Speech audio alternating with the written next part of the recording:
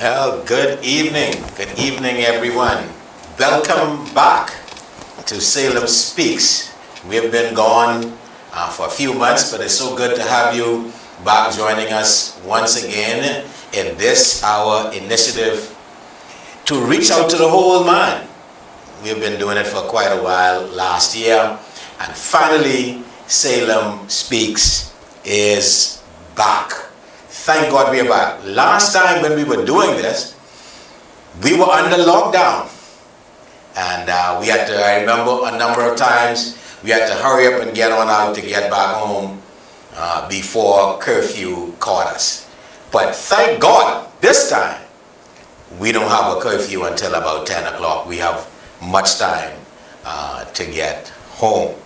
This evening, ladies and gentlemen, we will be discussing a very important topic. We'll be dealing with estate planning, and we'll be dealing with inheritance laws in our country.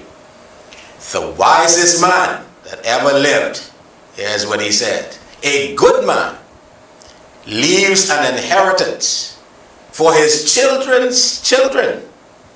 That means every one of us is supposed to leave an inheritance for our grandchildren. And then secondly, too many of us, ladies and gentlemen, brothers and sisters, are ill-equipped to deal with knowledge concerning inheritance, because we have some laws in our country, ladies and gentlemen, brothers and sisters, that many of us are not aware of, and it causes a whole lot of stress when someone passes by. Could you believe it? Ladies and gentlemen, just after funerals, there's so much strife going on because people have not prepared, and secondly, they are ignorant of our laws, our inheritance laws. Well, this evening, you are in the right place at the right time, because we have two individuals who are here to assist us and enlightening us on those two topics: estate planning and inheritance. Those two persons, ladies and gentlemen, is Mr. Gregory Bethel, the president of Fidelity Bank. He is with us. And notice I called him Mr. because we're dealing with him and our next guest in their professional capacity. Other than that, I would call them brother. And then we have Mrs. Ramona Farquharson Seymour. She will be speaking on the inheritance laws. Brother Greg, Sister Ramona, good to have you. Welcome to Salem Speaks. Thank you, sir. Good evening. First of all,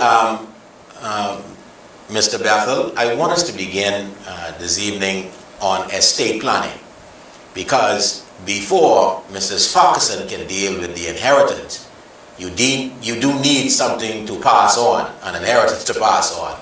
So I'm going to ask you, Brother Greg, to please share with us about estate planning, the importance of it, importance of insurance, so on and so forth.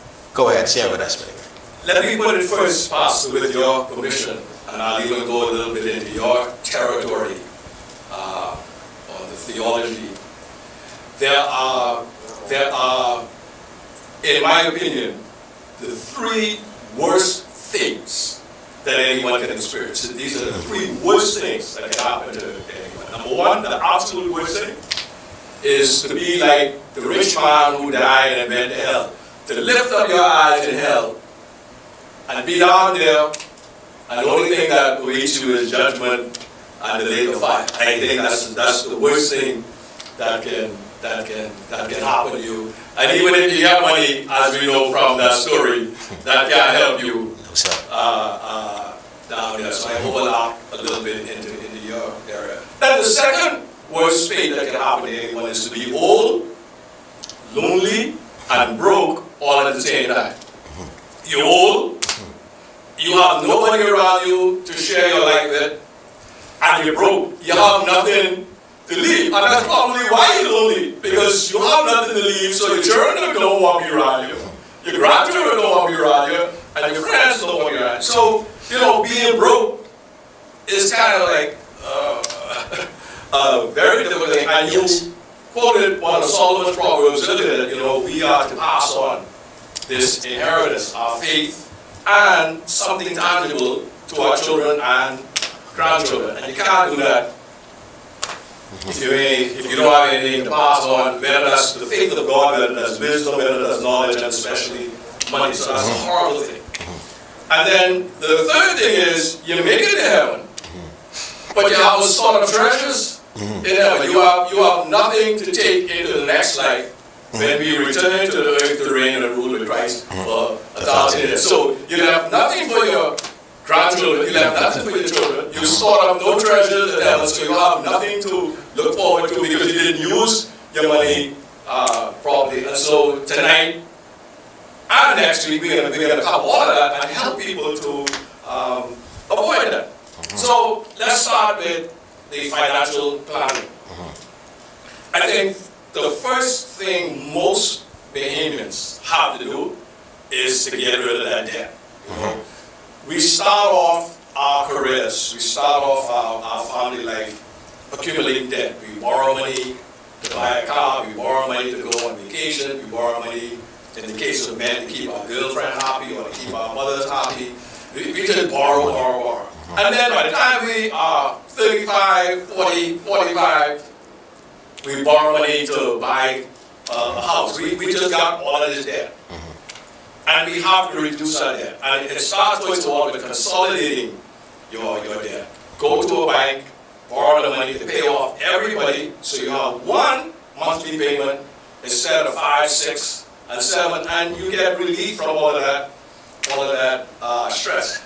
Once you reduce your debt, once you stop borrowing for pleasure and for popularity and for possession, getting out of that debt, then you'll have some money to save. But until you get your debt under control, you're not going to have money to save, and you won't have money to store in heaven. You won't have money to give. Right. Because that's how we store our treasures in heaven. We give to support charities, we give to support the ministries of our church, we just give to help people. So you can't give, and you can't save, and all your money going to pay off debt, or you just using your money foolishly for possessions and pleasure and popularity. Then it's incumbent to have a plan. We call it an estate plan. We call it a structured inheritance. You need to have a plan on, because you can't take it with you. I avoid funerals because I'm not a pastor. You can't say this, but I say this. I avoid funerals, but when I do go and I view the body, I look at the casket. Only thing in the casket is the body. You can't take it with you. So if you can't take it with you, you should have a plan to put it to work while you're hanging out in heaven waiting to come back. And that's what we are going to talk about this evening. That's your estate plan. And it should start with a basic will, because what Ramona is going to talk about in a few moments, if you don't have a will, then the politicians decide how your money and your property and everything you own is going to be distributed. Now you are a politician deciding that because you didn't take the time to create a simple will. That somebody would say the devil is a liar. But you'd be amazed how many Bahamians pass away and don't even have a simple will that Ramona, for example, could draw up in less than an hour and not, charge you an arm and a leg.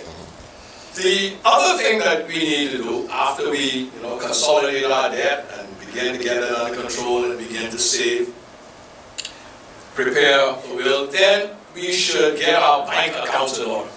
Another mistake a lot of Bahamians make. They don't have an additional signatory on their bank account. Just let me interject one minute. What is the difference, Greg, between a will and a trust? Okay.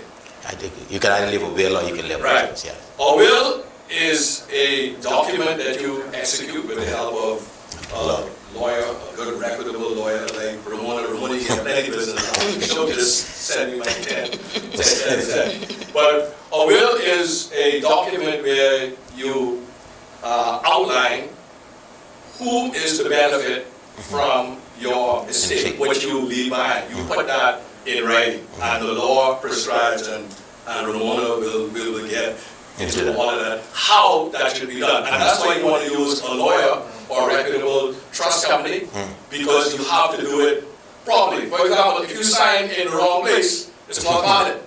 Something as Simple as that.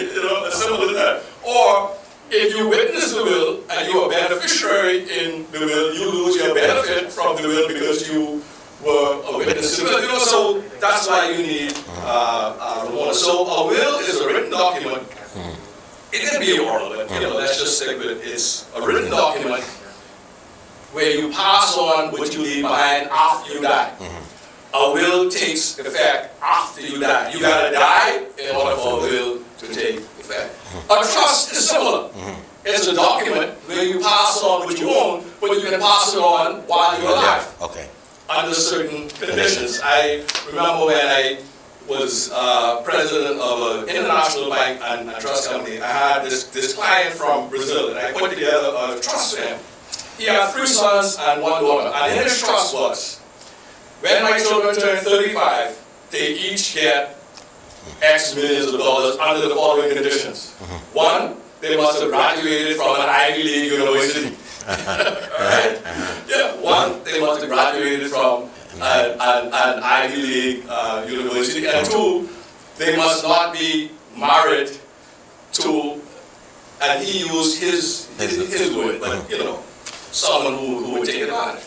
And so my role as trustee was, when they turned 35, to make sure they had graduated from a Ivy League school, and they were not married to a spendthrift. That was the word. Okay. And then they could get the money, even though Donnie was still alive. Okay. So a trust is like a living will. A living will, yes, okay. Thank you for that explanation. Okay. Carry on, yes, sir. Yeah. So you need to leave this written document, otherwise the politicians will decide. And Ramona is going to get into the legislation that they passed in 2001 that took effect on February 1st, 2002 that covers what happened. And it was all led by Hubert Alexander Ingram. He had a problem. Bahamian men had a lot of children out of wedlock. And back then, the law said they couldn't inherit anything. Right. And what you left behind, your property, your real property, is cheap to the government. And so the government get all of the property because Bahamian men have children sprinkled all over the place. And he had to fix it. Fix that. So politicians will fix things if you don't fix it. Then you need to have an additional signatory who you trust on your bank account. Now there are 2 types of signatories. You have a joint signatory, somebody who is a joint signatory with you with the right of survivorship. One of you passes away, the other person operates the bank account and carries on. Or you have this joint signature that is the phrase that Ramona and them use, so the lawyers are tenants in common. You were joint, but you own the money in the bank in part. So if you, Ramona, and I are tenants in common in a bank account and there's 300,000 in it, 100,000 is yours, 100,000 is Ramona, 100,000 is mine. Right. If one of us passes away, that 100,000 doesn't automatically go to the other 2. Right. It becomes a part of the estate and is governed by the will. So you need to, have your bank account sorted out and the signatories on your bank account. Then you should have a term life insurance policy to cover your debts. As Ramona will tell you, in law, whether you have a will or you die intestate without a will, any assets that you have covers your funeral expenses, covers your debt, and then your children or whoever get the residual, get what's left. So you really don't want to die and leave debt and don't have a term insurance policy to pay off the debt. Otherwise, your children, your grandchildren, your church, the charities do not benefit. So you need to have a term life insurance policy to cover your debt. Also, to provide for your dependents if you're not here, if you die prematurely. So you can have elderly parents, you can have elderly grandparents, you can have children who depend on your income. you should have a term life insurance policy equal to the value of 10 times your annual income to be able to take care of them should you pass away prematurely. Because you don't want to burden some other family member with that obligation. You die, leave 3 children, leave all that debt, and then they are, Right. I don't want to say stuck. But that's what it is, stuck. Okay? And then thirdly, you want to have term life insurance policy to leave something behind to carry on the work of the Lord. Why is that important? Because as I said, the worst thing that can happen to you is to be in hell headed to the lake of fire. All right, it can't help you there. Then I said to be old, lonely, and weary. Okay. But then you don't want to go to heaven and there are no rewards because you did nothing with your money for the Lord.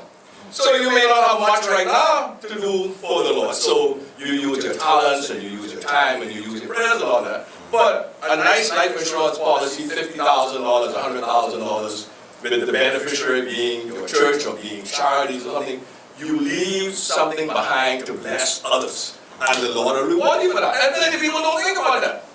And that's where a term life insurance policy comes in. And so those are the basic things that you need to do. Reduce your debt, stop borrowing money for pleasure and possessions and for popularity, and then begin to save, begin to invest, and then you need to have a simple will or a living will, a trust.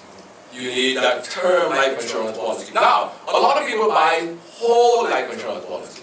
Well, whole life insurance policy, the premium costs you a whole lot more. And the difference between a term life policy and a whole life policy is this. With a term policy, the policy is only paid if you die. If you don't die prematurely, you get nothing back. But that's why it's so cheap. And really, I'm only concerned about life insurance if I die prematurely. Okay? Whole life is the term life plus a savings plan attached to it. But there are administrative costs, there are investment management costs for the savings component, for the investment component, and you get back something should you live. Okay? But there's a whole lot of costs that the insurance company charges to manage that money and administer that money, which is why whole life generally costs almost 4 times as much as term. Okay, thank you very much, Greg. You need something. You need to put those things into practice so that at the end of the day, before you leave this earth, you will have something to leave behind. Even when you leave, your money ought to continue to work for you. As a matter of fact, I really can't, it's hard to imagine that you would have been here all of these years, and then afterwards, you have no legacy to leave behind. You need to do that. And now our next guest, Ramona. Let me say this. Before February 1st, 2002, before this new, Charles Act came in, that you said was brought in by the Honorable Prime Minister Hubert Alexander Ingram. If I remember correctly, when a man dies, he left his estate, or his inheritance, was left to the oldest male child. I think so. And Nearest male relative. Okay, Yes. very good. And I don't know whether it had to do also with the child that was inside of the marriage, if you know what I mean. Well, it would, in order to be counted, you would have had to have been legitimate. Legitimate, yes. Legitimate. Legitimate, Yes. yes. And, Legitimate and illegitimate. Yes, children. yes. That's what I get. Yes. So children who were illegitimate were not considered, to They be could not inherit if heirs. you were intestate. If you were intestate. Yes. Now, so please explain, Ramona, that because we hear this term, sometimes we see Ramona on TV and they're talking and they're using certain words. If a person dies intestate, or if a person dies testate. Let's start off with that. What does that mean? Intestate means without a will.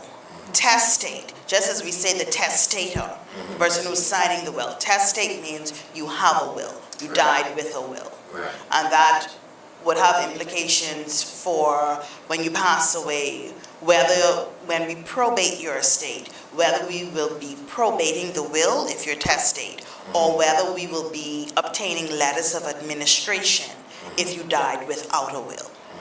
And so if you have a will, then your administrator or administratrix, if it's a female, they will go off to an attorney and we will probate the will. If you die without a will, then if you have a spouse, then more than likely that will be the person who would then go off to the attorney and seek letters of administration. Let me get first of all, one of the problems we have in our country is that people don't like to write wills. No. We have this thing in our minds that if I write a will, I can die. You ever see people like this? We are so afraid to die. You should just get yourself ready. But writing a will, can I preach a minute, will not kill you. Speak to the importance, because I'm sure, Ramona, you run into this probably every week where someone dies intestate. Let me use that word, the correct word. Yeah. Speak to the importance of that and the amount of headaches that can actually alleviate. Well, it is rather important, particularly if you know that you have, I don't want to say illegitimate children, colloquially we say outside. Yeah. You have outside children and they may not get along with your wife. Your wife may not even know about them. Right. And so, if let's say you don't have a will, then people are turning up at the funeral, at the funeral home when it's family viewing and announcing themselves, and it just becomes rather messy and complicated. And so, once you have a will, then I think that's best how to order your affairs and for you to bestow your gifts on whom you wish to have it. Right. And so it's very important then. One of the things I used to use when I encountered clients who just had this notion in their head, you couldn't shake, that if they write a will, they dead. Or if they write a will, they give incentive to someone to take them up. I used to have them write something called a simple letter of wishes. It has no effect in law, but it was called a letter of wishes. And they would say what they wish to happen when they pass away at some point in the future. While it had no effect in law, if they passed away intestate without a will or without a trust, at least the executor of the estate had a good idea of what this person intended and would have something to guide them, though they did not have to, but at least they knew their intentions. Yeah. Before we move on any further, Ramona, by the way, this is an interactive show, and I didn't mention up front that please send your questions in, and we'll say to get them answered, but somebody already jumped in that corner. So the question we have is, where do these letters of administration come from? And what is usually put in these letters? Please elaborate, the person wants to know. Letters of administration will come from the Supreme Court, and we will fill out a series of forms. Particularly, we would state when the person has passed away, where they passed away, who are their heirs, who are the nearest relatives, if they had a spouse, children, all children, and that would be, however, children bearing the name, whom, let's say if it's a man, whom he signed for, not he told my aunt and he always took care of me and his mother, everybody knows I'm his child. No, whom he signed for. Can I ask a question right there? Because Yes. is it true? Because I keep hearing this. If a child can prove that a man took care of them, cared for them, that could be a point for them to say, well, yes, I am entitled to inheritance. No, it's going to, the other children, these things are not, there's nothing new under the sun, no. Because once there's death, trust you me, those children who are bearing the name are going to fight that issue. Okay. Unless, and of course, Many people, you can take care of me, although I don't bear. I mean, I don't have to be your child for you to take care of me. That's a Christian thing to do. Or you may have had a close affiliation with my mom, or you may have just had a liking to me, and so you decided, you know what, you may not know who your daddy is, I'm going to stand in the gap and do it. So that doesn't mean that that person is your father. Okay. So no. Okay. And he must sign for you. Must sign for you. And some type of affidavit, proper affidavit, properly attested to and notarized. Right. And many instances, I would say it should have been lodged as well, because we get issues with that if something just miraculously appears out of nowhere and it wasn't stamped and So recorded. then, what you were saying to our women is, you have a child for a man, take care of this stuff up front. Yes, yes. Up front. Yes. You know, sort all of Make this sure out he signs. up front. Make sure he signs. And then take it to the birth and deaths registry Yeah, and have yeah. it dealt with, Yeah, because yeah. it's there. Yeah. Yes. If you can pay, make it pay. All right. Okay, sir, what I have another question from a viewer. The viewer says, I am not a Bahamian, but I have a written will. When I return to my homeland, will I have to rewrite one and have witnesses present, or is the present one valid? The present one ought to be valid once it was properly, well, you can write a will on a piece of brown paper. It doesn't matter. Once you've written, you write the will, or if you had an attorney, that's all the better. But you write your will, you sign to the bottom, and at least two witnesses must be present when you signed that will. Not that they were out the room and they didn't see this and they came back. No, they are present when you sign it. You must be 18 years or older and of sound mind. Write your will and sign it, and that should be fine. Persons must witness. Yes. All right, next question I have here. So who inherits a person's estate when they die without a will? When they die, that'll be Intestate. Intestate. It would be if they have no children and they are married, then it would be their spouse. Yeah, take it down with that now. I want to get that one there. So first of all, if they go ahead. If the person passes away, they have no children, but they are married, it would be their spouse. And that's even if you are estranged from your spouse. Because in the Bahamas, we have a lot of times that people live separate and apart for many years. Right. But if you have not instituted any sort of divorce proceedings, you've not obtained a decree, nisi, or absolute, you are married. And that woman, no matter how much your family dislikes her, she is your wife, and if you have no children, she gets it all. He or she gets it all. Okay? So let me just get there. So here it is now, family. If your loved one, okay, is married and they did not obtain a divorce, and he is separated, or they are separated from the spouse, and that spouse now is cared for by you, the loving sister and the loving family. You did all you could do for them.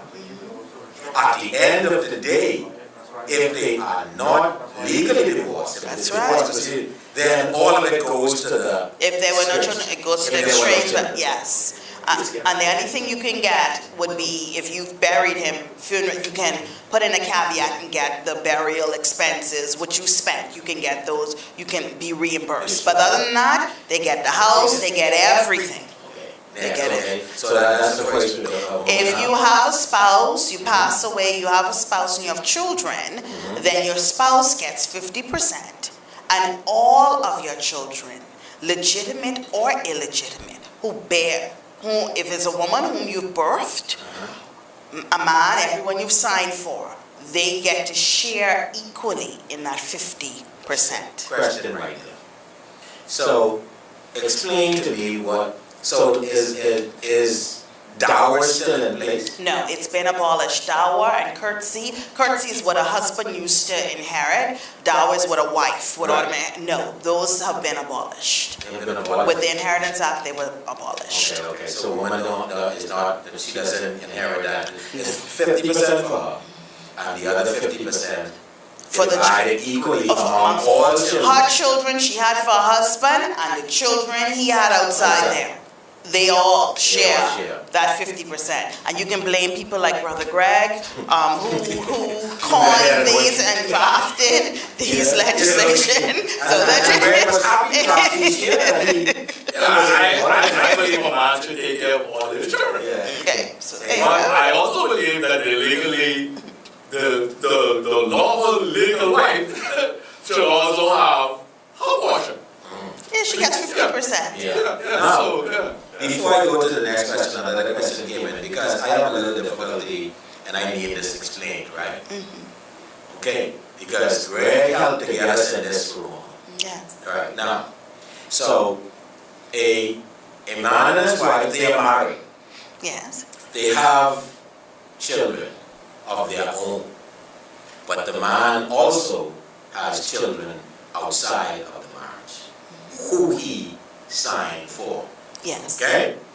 Now, the woman, the wife, who would have slaved and would have put a great deal of funding into that house, at the end of the day, are you saying to me that, this is the woman now, that my children now, my biological children, have to share the inheritance of my hard labor with other children? It, first and foremost, how do you own the home?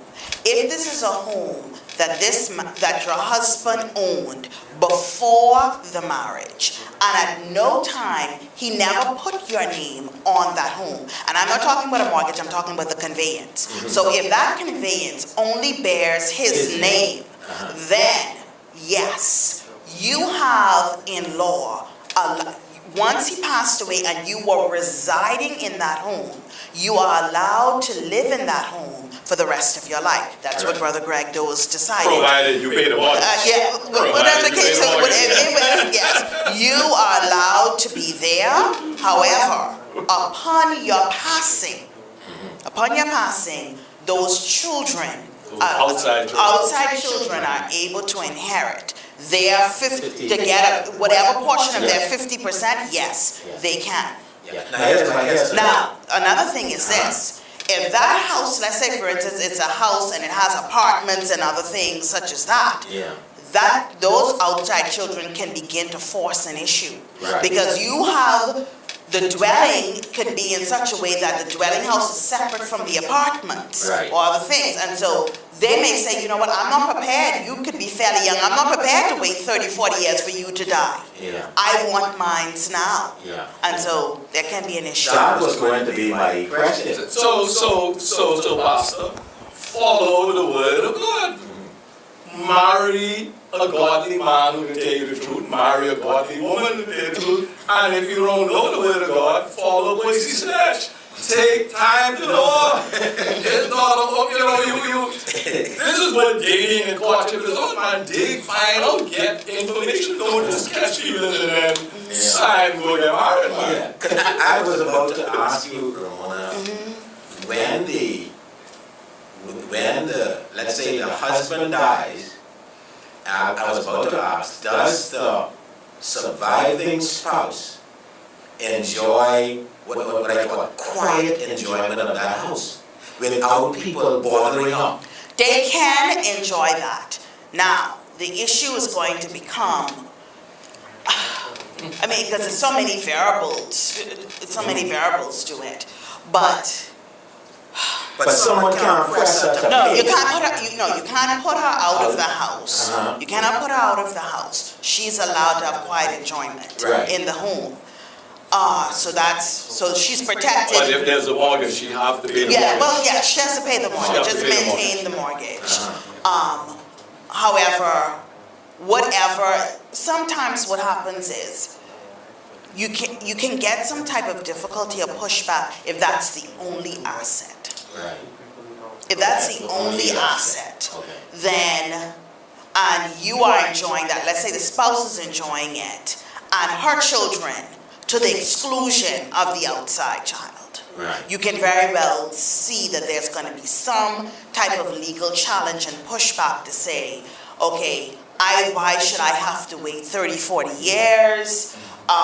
You're living here, you need to find some means to pay me out. What is my inheritance and my entitlement? And it could be that they are, if it's a wife and let's say she just has one child, and the man may have one, so then she's really entitled to 25% of, and that again is if the wife's name is not on the house. If it was just owned by the father, yes. And the question I was about to ask you, I think I put in a little earlier. If a woman though, let's say with the house now, is in both of their names, right?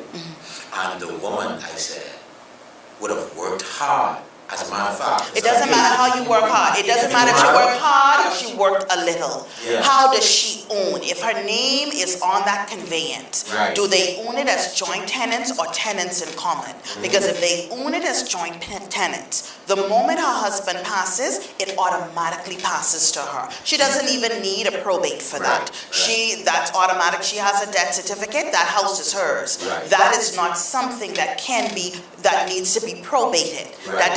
That doesn't come into play. Right. Okay?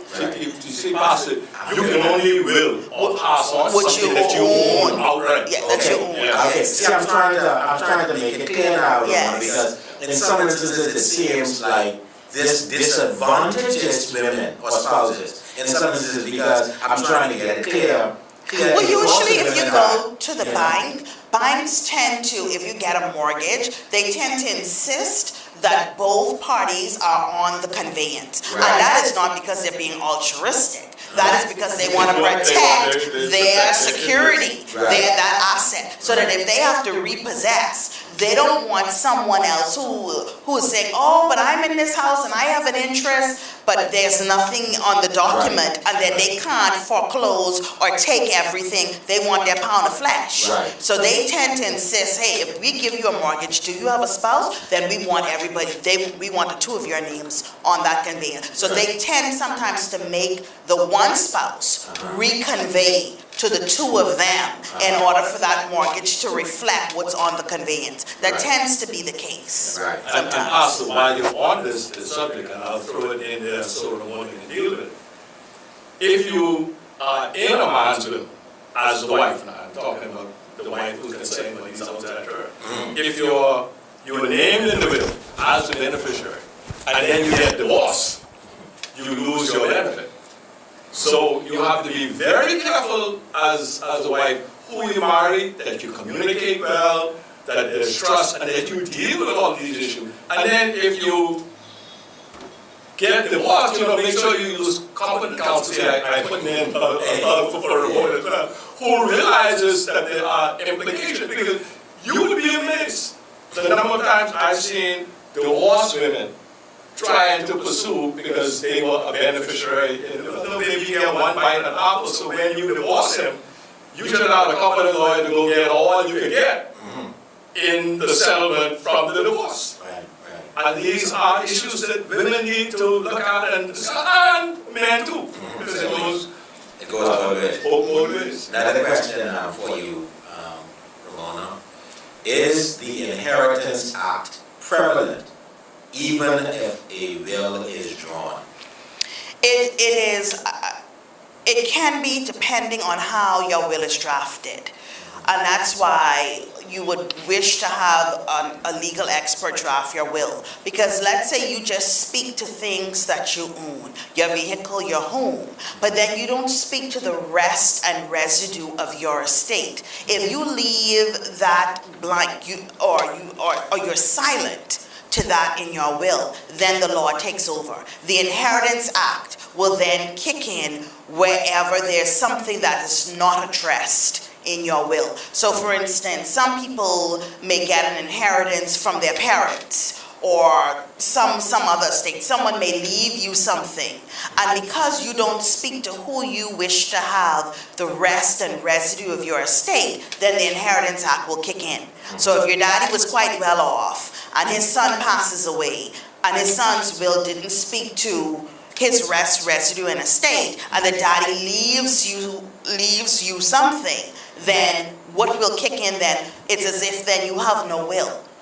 And so the Inheritance Act will kick in and say, well, the wife gets half, the children get half of that. And it could be quite significant. Yeah. I have a question. I have another question, but I'll just show this. And I recall this happened before, because sometimes these things can get really tricky. Let's say you have somebody who is taking care of their mother. It's their mother's house. And so the mother has a child there who is caring for her. She has 3 other children who they're not really caring for her like that. And she died intestate. Then they all inherit. And everybody, so people like children who So the children who did share. Yeah. and And they tend to join up against that one. That's how life And tends that's to why you be. need a will. Yes. That's why the mother, and if you are watching this evening and you are that child, that faithful child, taking care of the mother, then you should assist the mother in getting the simple will, so you avoid. Or even, I would say, go further than that, get a conveyance. Yeah. Let that mother convey to you and her. Right. So therefore she understands, hey, you can't take it from me. When I pass away, it all passes to you. Don't even leave it to a will, because wills can always be changed. And you find the story so often that, oh, I went out to work and brother and sister came in and they brought their lawyer, and their lawyer spoke to mommy, and I didn't know mommy signed this, and all mommy could tell me is, oh, so-and-so brought someone to her bed and she don't know who it was, and there's some will out there, and it always shows up after mommy is gone. You didn't know. And so you can't keep obviously signing wills every day that you leave and then come back home. Have mommy convey that property to the 2 of you. Okay, what happened was I have to read this question over, because I think the bottom question that the one I gave you last, actually it goes along with another question. What happens to a child who has no Bahamian status and is underage, and the father does with a will, whatever they mean by that, and the father does Does not have a will? I don't know what the hell. Let's see if we can get context. Or that probably means does have a will. Would they receive inheritance immediately or when they turn 18? What that means, if the father dies with a will, that's what they say, dies with a will. Okay, let's read it again. What happens to a child who has no Bahamian status and is underage, and the father dies with a will? Would they receive inheritance immediately or when they turn 18? Well, it depends on did he leave them anything? If he left the child something, then the child ought to be able to receive the gift right away. What happens is, in a case such as that, the child you therefore would identify the guardian of the child. And in most countries, the guardian tends to be the mother. Particularly if this child, I take it, is born out of wedlock. Most countries, particularly in the Bahamas, the mother is naturally the guardian of the child. And so she would be able to go off and get the proper documentation deeming her the guardian, and she would present those, and so whatever gift will then be given to her with the understanding that it is on trust for the child. She's a guardian, so she will receive the gift on trust for the child. Now, when the child becomes of legal age, then the gift ought to then pass and revert to the child. But she should be able, the guardian should be able to access that gift right away once the will is probated. Okay. And does that, If it was left to the child, Yes. if the will speaks to that. okay, and does the, I'm wondering now, does that guardian have the right to spend the child's Yes. money? Yes. Yes. Yes. She has the right to use those funds to take care of the child. Can you imagine you leave $1 million and you have a 2-year-old child? She can use the funds to feed, educate, and take care of the child. Now there may be an issue if the child becomes 18, if the child wishes to take the mother or whoever guardian to court to say, you squandered my money, you didn't have it. But that's an issue between that child and the guardian. Yeah. But no, the guardian can use the funds. Yes, because I was a little concerned about that because whoever the guardian is, the guardian might not have been a good steward. And then the guardian uses the funds for the And I think when you look at the law, sometimes they insist that there are two, the mother and someone else. And part of that issue arises also with life insurance policy. Okay? When you have a life insurance policy and you die prematurely, you would have either named your estate as the beneficiary or you would have named your child. So let's say you name your child. The child is 8 years old. The child has a guardian, the child's mother. You got a policy of $200,000. Now the mother has $200,000. So these are things that you have to consider and plan and have honest conversations about. Yes. These things are very, very important when it comes to a person passing on. Now, we're getting down to the end of our program right now, believe it or not. It's almost time for us to wrap up. But I wanted to get this question in because, in the Bahamas, one of the parents, the women today, teach their children that the husband money is yours, belongs to both of you. But your money want to belong to Ramona. Well, that's So- because you're supposed to take care Well, of what's that? as a man. Yes. So that married couples now are not having joint accounts. So wife is not on husband's account, and she has her own account, right? And this is something I'm going back that you mentioned a little earlier, because if husband and wife does not know what is going on in these accounts, and they are not on these accounts, then when they pass on, talk about the difficulty with that, because the husband has all this money on his account, but wife can't access it until Until the probate. Well, the banks, You should run into that a whole lot. Brother Greg can perhaps speak in more detail, but I do know that they permit it used to be all funeral expenses. They used to allow, if the monies are there, you could present the invoices. And then I believe because of abuse, they got wind that maybe the people get in with the funeral homes and they upmark the invoices so that they could give something to the people. So then they started, I think, capping it at 10,000 is the max, something like that. Every bank has a different policy, but they all have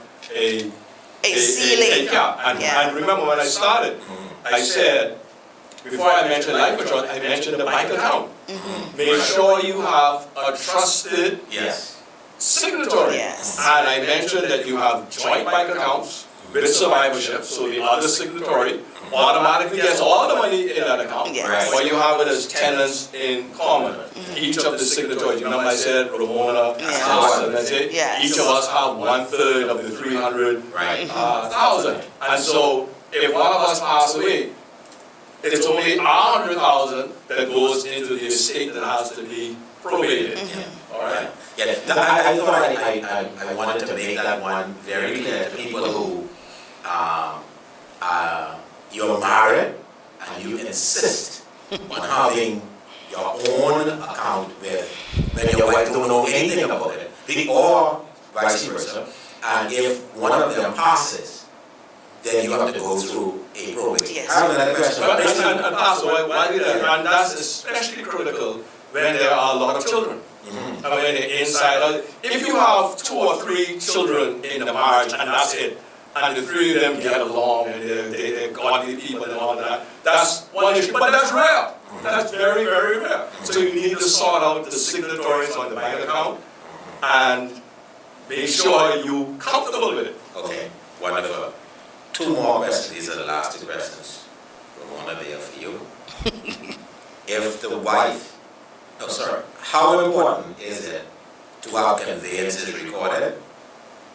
And then if the wife is not on the conveyance and both the husband and wife dies, does the home automatically go to the child? How important is it to have conveyances recorded? And if the wife is not on the conveyance and both the husband and wife dies, does the home automatically go to the child? Well, to the first question, in order for a conveyance to have legal effect in the eyes of the law, it has to be recorded. The recording puts the world on notice as to who is the owner. And so you can't really take that document to the courts unless it's stamped and recorded. So it ought to be lodged and recorded. That's first and foremost, that conveyance ought to be. So if you have a conveyance and it's not being stamped and recorded, take it there to be stamped and recorded. People tend to try to want to sneak things past the government. You can't sneak past them because they're going to look at the valuation. They know the area. You know, people anymore, they want to put these nominal amounts on conveyances. Those days have passed. It's best to be upfront because if they put a value on it, you're not going to like it. And anything over $100,000, you have to pay 10%. Okay? Anything that's valued over $100,000, automatic 10%. They stopped the 2, 4, 6, 8. They went straight to it. 10% you have to pay fees to the government, stamp recording fees. Right. To your next question, it will, mommy and daddy die, does it automatically pass to the children? Well, first of all, that depends on who died first and whether mommy and daddy died intestate. Let's say daddy died first, and then mommy died, and mommy died without a will, and mommy owns the house. Now, that's another thing. When daddy died, we're assuming that daddy and mommy both owned the home as joint tenants. So when he died, it automatically passed to mommy by her survivorship. And so when mommy died intestate, so her spouse is gone, then yes, it will revert to all of her children. So you see all of those exceptions and caveats to that statement. You know what I find too, Ramona, is somebody passes away, in their will they say, okay, the house goes to so-and-so. But because they want a stamp duty, there's never a new conveyance done.